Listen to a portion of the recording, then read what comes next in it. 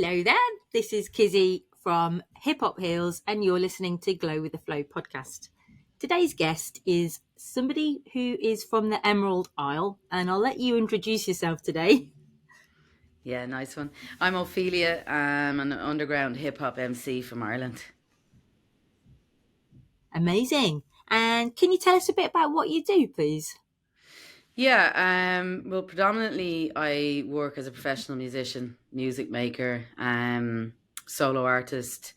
Also, I am a PhD researcher doing arts practice led research for a hip hop project called the Cypher Project, which is housed in UCC in Cork.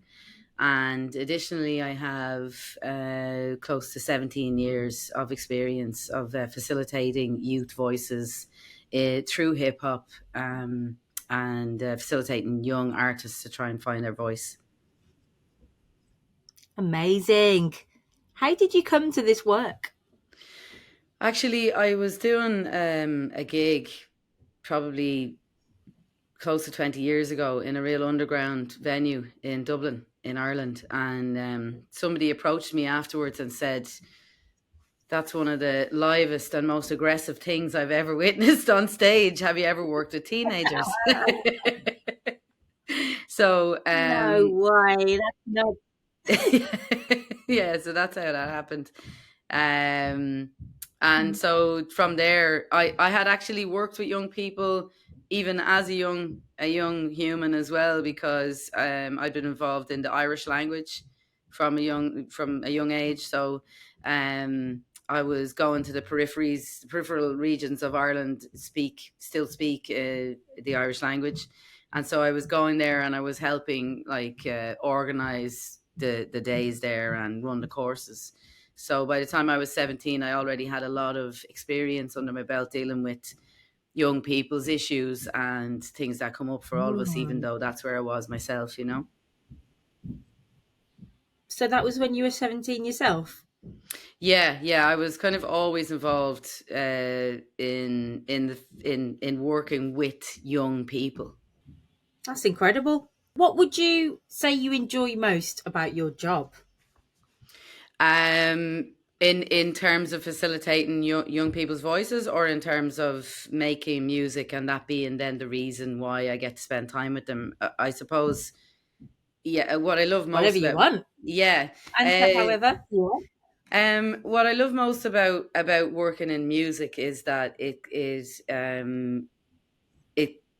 well, it's completely self led, so it's self taught, self learned, self designed, self devised, and then it's self motivated as well, because I have to go out there and I have to find artists to collaborate with, and I have to go out into the world and make it happen. And as a result, then it feeds me a huge amount of life experience. And when I then spend time with younger people, my emphasis really is on encouraging them to live their lives and to take risks. Not gambling, but like to take risks in terms of to envisage who they'd like to be or who they want to become or what they dream about, and to learn about how to try and manifest those things and make that a reality in their lives. Sometimes they become artistic about that, but most of the time they're really just kind of finding their way in the world, you know? Sounds incredible. Thank you. Yeah, no problem. How do you know a good therapeutic workshop has happened? What are the Well, indicators to you? yeah, the indicators to me would be, well, situations get quite political with human beings, as we all know. It's the same with children and young people and adults. The good thing about children is that they will tend to voice, because they're so compassionate. They will tend to voice when they feel like something is wrong. And how I know in terms of working with children, when we've overcome something as a group, usually one of the children has probably taken the opportunity to do something positive and has chosen to do something negative instead. And usually that child is a child that has been put out a lot and is outside the group as a whole. And they're, you know, in their own way, desperately needing attention. And they become very destructive and disruptive. Usually what happens is that the class or the group of children I will hand it back to them what they think should happen for the disruptive occasion. So let's just say, for instance, I gave the mic. I tried to get every child in whatever size group I have on the mic within the hour that I have.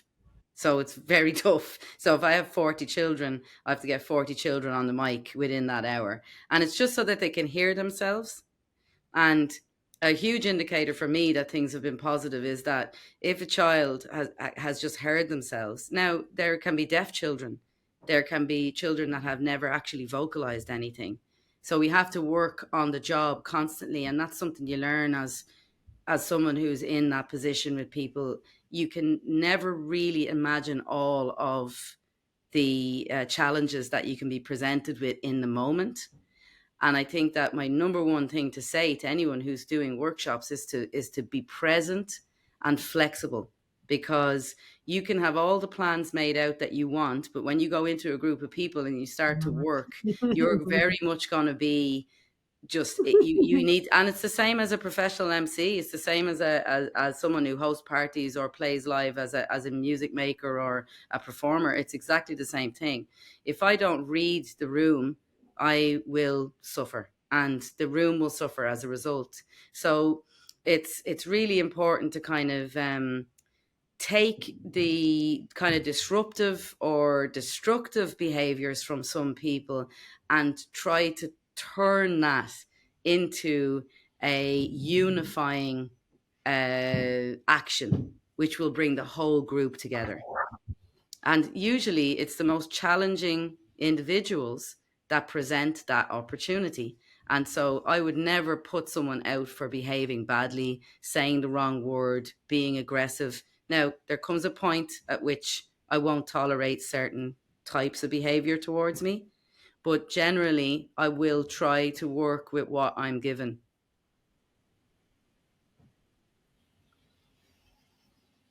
I want to come and see one of your workshops. Anytime, Sounds kids. amazing. We need to do some work together. We really do. Oh, yeah, sure, this is the beginning. What are the things?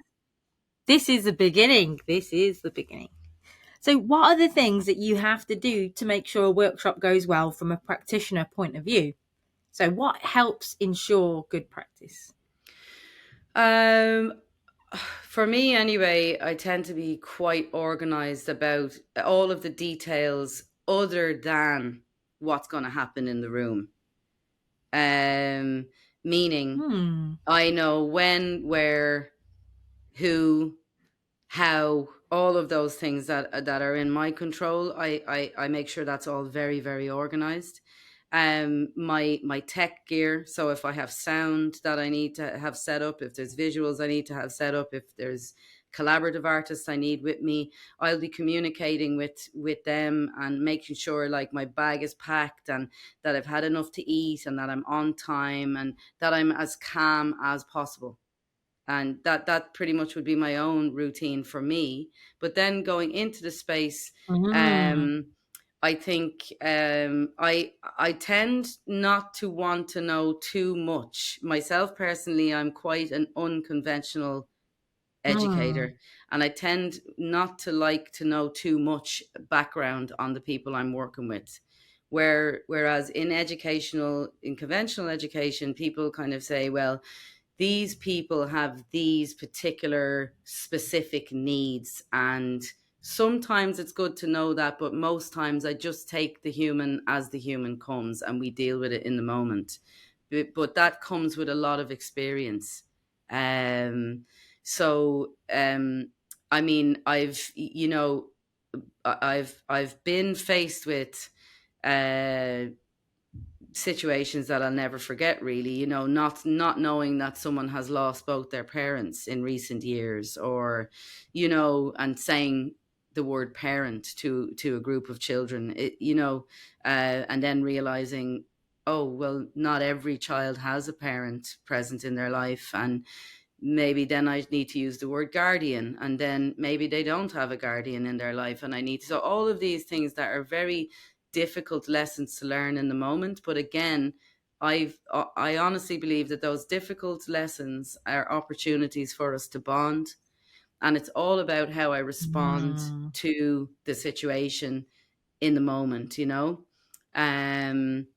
and in that moment, by the grace of God, or whatever else you want to call it, by the energy that's in the universe, that's in my body, I've been always able to respond with compassion and connection in that moment. And that has always been what has, I suppose, presented to me as the greatest outcome of working with any people, is that moment where I realize we have just connected and we have a common ground, and we feel understood, even just for a second, and that's a beautiful thing. It's incredible work you're doing, and it's a great privilege to have you sharing your experiences conducting that practice in this podcast. So massive blessings. Thank you, Ophelia. You're a legend. Thank you so much. I remember having similar experiences. Thank you. I remember having similar experiences in the classroom teaching children, and I stuck with the idea of saying, when you go home, ask the people at home. Yeah. So then I was steering away from, when you go to your house, you might not live in your own house, you might live in a children's home. And then, like you said, you might not have a mom or a dad or your grandparents. You might be with a foster carer or whatever. So I'd just be like, can you get your letter signed by the people at home? And then that was my little thing. But you have to come up with a little thing that you can glue in your head that's going to work for you to say in the moment, not take somebody else's. So this is about finding your own way through. And it is all right to get it wrong, isn't it? Because you don't know till you do these things. And it's almost like the emotion of sadness, disappointment or frustration in yourself that you didn't know these things. But how could you have known every minute detail? That makes it easier to remember. So I could say to you, remember these 10 things. But it's not until you felt the pain of not doing one of those things that you then decide, or you then are automatically doing those things in the moment because you don't want to feel the sting. It's this incredible experience. It really is. Next question is, what makes your workshop safe?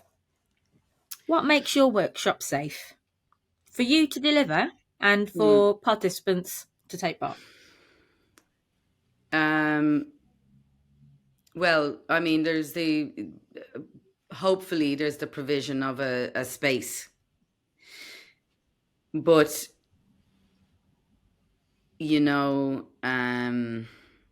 I suppose what I've been doing most of my life is creating and holding space. And that space comes with me. That safety comes with me. I don't always know how or what I'm going to do, but for some reason, like I said a few minutes ago, that I feel graced by being able to respond to situations outside of myself that I would falter at responding the same way to myself. In my life, I've let myself down more than I've let other people down. And that's great in terms of being a facilitator or a workshop leader, or just another human in a workshop that happens to be able to hold that space. But for whatever reason that's been granted to me, I can hold that space. So I know that they are safe with me, and that's why they are safe. And that's the only thing that's the only way I can answer that, really. That's beside from the provision of, if somebody hires me to do something and they have the roof over the head and there's water there and there's heat on and the lights are on and security and all those things, but I'm not always in those situations. In fact, oftentimes I'm out by myself going Mm. into situations where I don't know.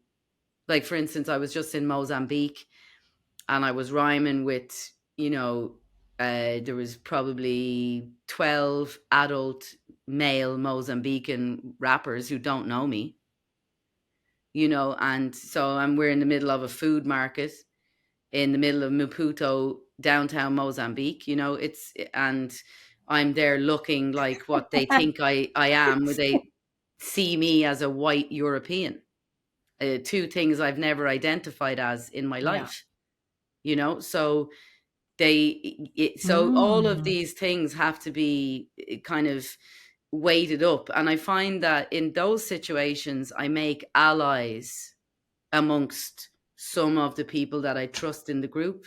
And then they big brother me, Mm. Hmm. Yeah. they big brother or big sister Safety me. comes from Yeah, allyship. yeah, yeah. And so I can then offer that same ally, even though I might actually be an antagonist in ways. I kind of agitate people. I kind of agitate them in the space, but Yeah. I know that Yeah. I can hold them, but I'm kind of pushy, you know what I mean? Yeah. Imagining that you're advising your younger self on how to keep safe in these spaces, delivery and workshops and whatever. What would you tell your younger self Wow. in um terms of safety?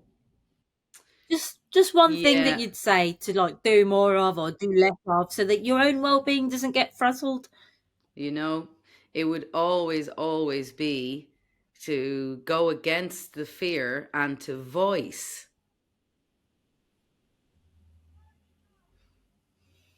Just voice, you know? Like, it's not Mm. okay. Like, say, this is not okay. Like, leave me alone. Get out of my space. Voice, like, even if I had to scream in somebody's face to just stop them, because the voice is so powerful. It's our first line of defense. It actually is Mm. in my opinion, that's probably why I work with the voice so often. And the voice doesn't necessarily have to be the sound of what's coming out of your mouth. It's just your whole intention is, if it's no, it's no, and if it's yes, it's yes, Mm. until it's not yes anymore, then it's no. And Mm. it's how Mhm. to just go, I'm going to side with myself right now.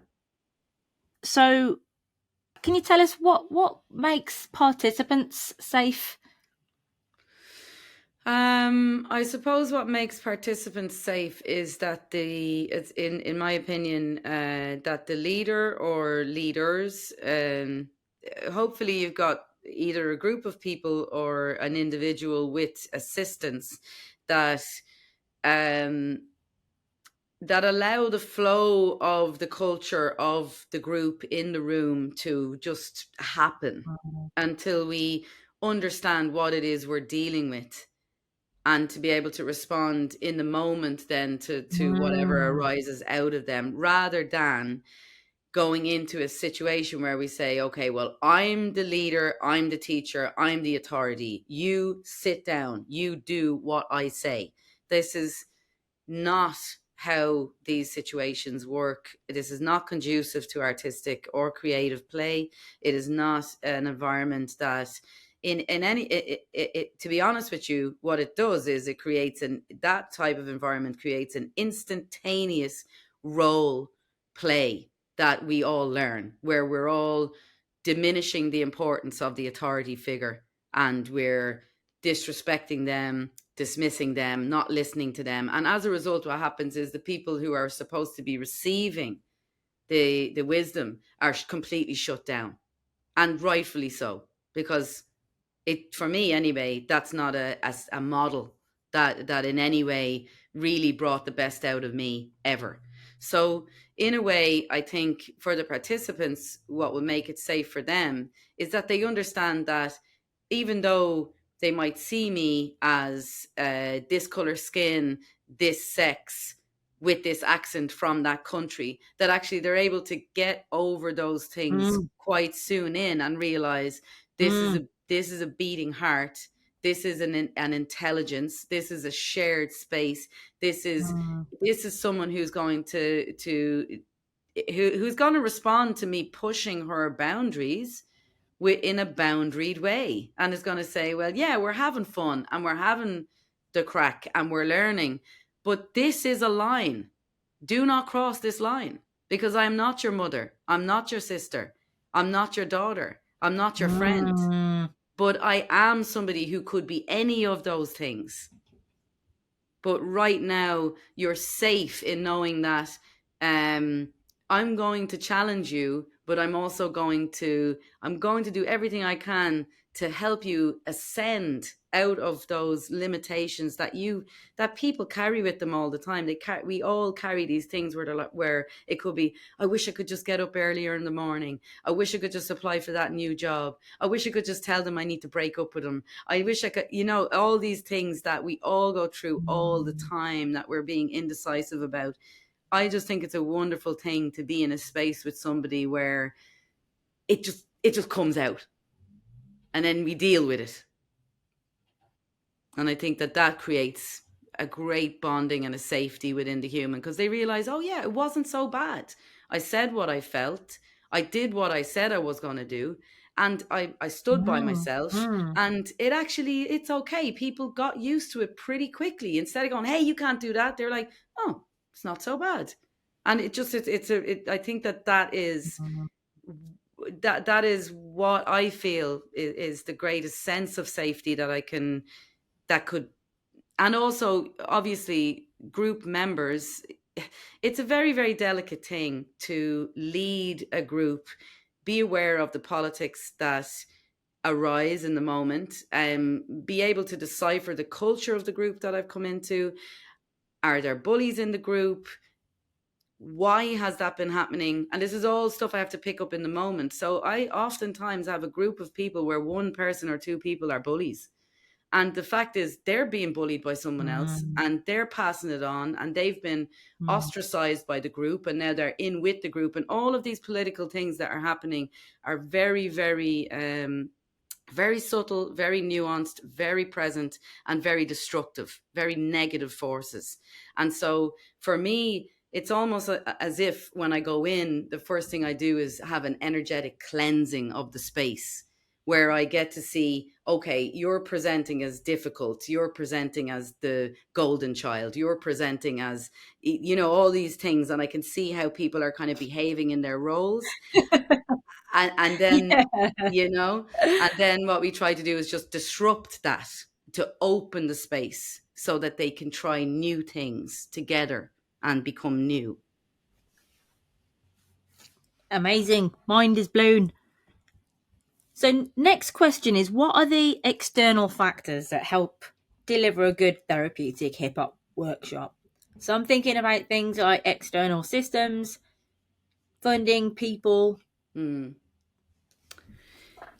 It is great when different companies get on board, and it has happened with many different organizations in Ireland, and now even your own organization in England as well. And just how, when people kind of hear or sense, well, usually it's word of mouth. My whole career has been word of mouth. So somebody has said something about something I've done, and someone will say, oh, that's kind of interesting, why don't we get her to do this workshop? And because I'm one of the only females in the hip hop situation in Mm, Ireland, mhm, mhm, and that's something to mhm, say for females or a women. you know it can often be thought of as a disadvantage, but it very much is an advantage to be distinct and distinguished, even though you feel like you're on your own. And mm, it's very much an advantage, mhm, because you're already on your own path, and that is that can be perceived as lonely or it can be understood as solitary, because solitude is a huge part of what it is to be an artist. I mean, I don't spend all day on stage. I don't spend all day long in the classroom or conducting workshops. I spend all day with myself. And then I go out and do that work momentarily, and then I return to myself. So when I get the support of organizations that want to come in and be that extra voice that I can go to, it's actually essential for me to get support myself, because a lot of the issues that come up for people when I'm working with them, they impact me. I can actually absorb their their their their pain. You know, I can absorb their pain, and I've always been a transmuter of, let's say, dark frequencies.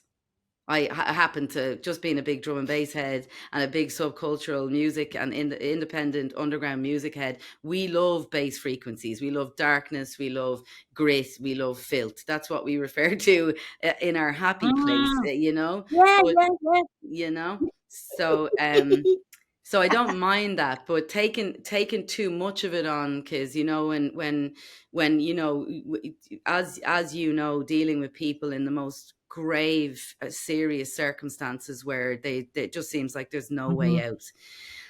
It's yeah. agonizing. So I need those ally companies and support systems for me to go to and say, look, I am struggling here, and my head's wrecked, my heart's broken, I need help. Like, how can I get help so that I can be strong enough to just keep trying to open the experience for people, just so they can envisage something new. Because when you feel so shut down and so depressed and so destitute, you can't see. You've no vision. It's like you're impoverished, you're malnourished. You know, you cannot see a way out. And I don't want to be someone who just turns up and entertains someone for an hour. That's not who I am. I want to be there, and, you know, maybe, like you said yourself, somebody goes, Jesus, cheeky. You know, who's that? Who's that talking to me like that? Who's your one? Like, who does she think she is? But at the same time, they're like, actually, maybe there's another way of doing things. You know. Okay. So we're just moving into the last few questions now, and these ones will be a bit more straightforward. So, what are the barriers that might stop you from offering a good workshop, a good therapeutic workshop? For instance, if there are, let's say, teachers in a mainstream school, and they're in the room with me, and they decide to take the disruptive child away from me, or they decide, this is not how we do things here. That is This is not how we do things. Yes, exactly. That's major. That's the major thing. That is the most difficult part. We've just got a couple of questions left to answer here, and one of them is, looking back to when you began this work, can you tell us one or two things that would help you measure the impact better or more easily? So, like a note to yourself for evaluation. So, thinking back to 17-year-old Ophelia. Oh, you know,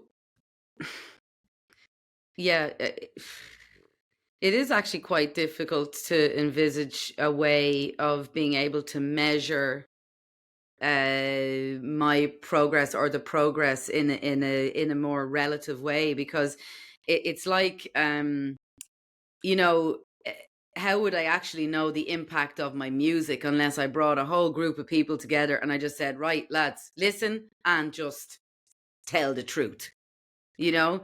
Or, like, for young people, and for me working, do you know, I'll be honest with you, the only time I really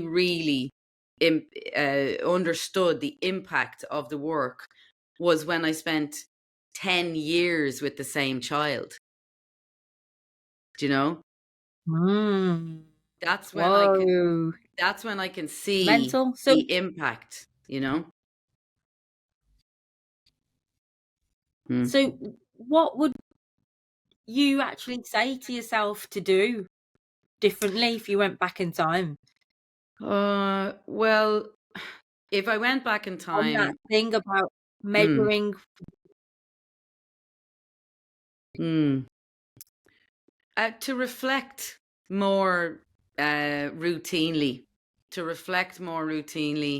rather than just plan ahead and be present, to actually spend time reflecting. Mm. Even though, Mm-hmm. even though I did, even though I have reflected in my own way, but and I have always used kind of co-workers or artists that are in the same field to bounce ideas off and say, what do you think about this? And when I did this in the room, this is what happened, and I don't quite understand what it is, and I feel really Mm. bad about it, and I don't quite understand. And I've always had friends in the same kind of realm of facilitation that I could, and that was a way in which I could measure where I was at.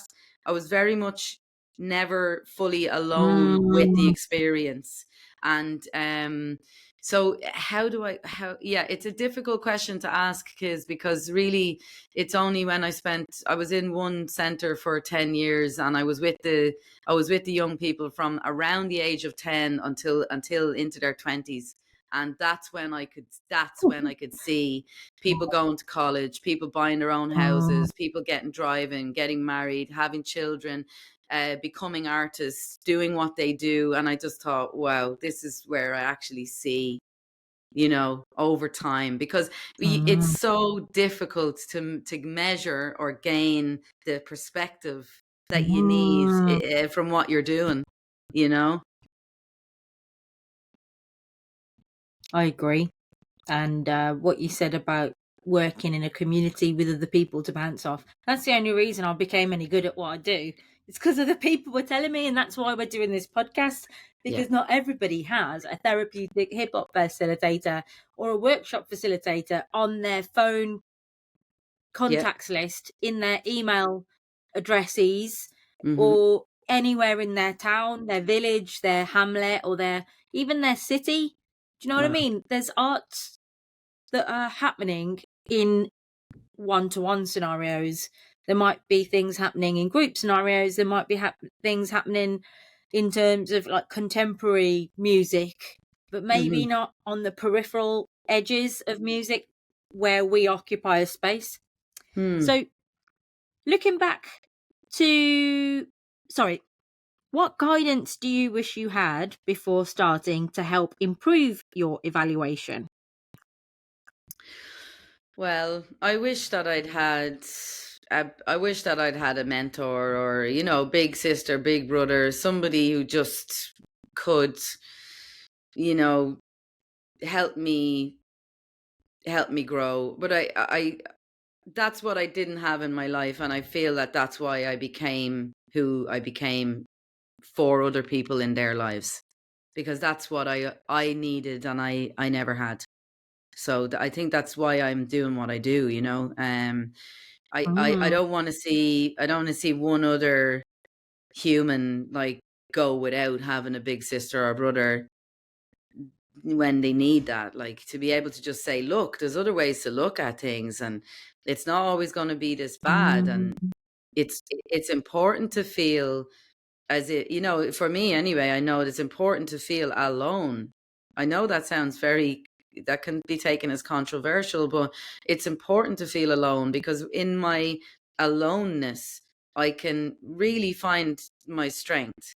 But it's like swimming out at sea and you can't see the shore, It's when the shore presents and you swim to shore, and then you have someone that you can say, hey, listen, I was out at sea all this time, like, and someone is like, oh, tell me about it. Why don't you step on the shore with me and take a break? And that's what, in a metaphorical sense, That's what I would like to provide for other people, but also for myself. I want to come to shore. You know, I want to be on the land with my 2 feet on the ground, surrounded by my community who can feed back to me what's going on, and that just helps me to grow so much more quickly than I would if I had to do it all by myself. And it's not as much fun, you know. And yeah, so I don't know if that answers the question, but You're so wise. I don't think the questions are really that important because what you're saying is so important. You know what I mean? So whatever's coming is what's meant to come and be. So let's sit with that. My mind is going off in a million different directions, and I feel very moved by what you said. Like, I feel emotional about what you've said. So blessings. just drink from that well, man. Let's go with it. So what would a job description look like for general therapeutic hip hop practice? Just 5 qualities. Give me 5. Okay. Person spec for a therapeutic hip hop facilitator. For me, number 1, to be an artist. Right. Be or artistic, to understand the form by having done the form, you know. Second of all, amazing. So I know a lot of people don't necessarily have that, but that's okay. But to just do the form, make hip hop first, then turn up. Second thing, be organized. Third thing, be present and available, but boundaried.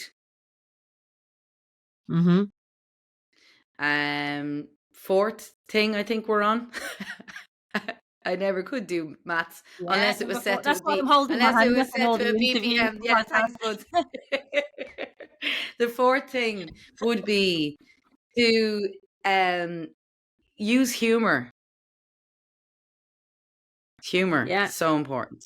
And the fifth thing is to find someone to tell your story to. As the facilitator, you need community.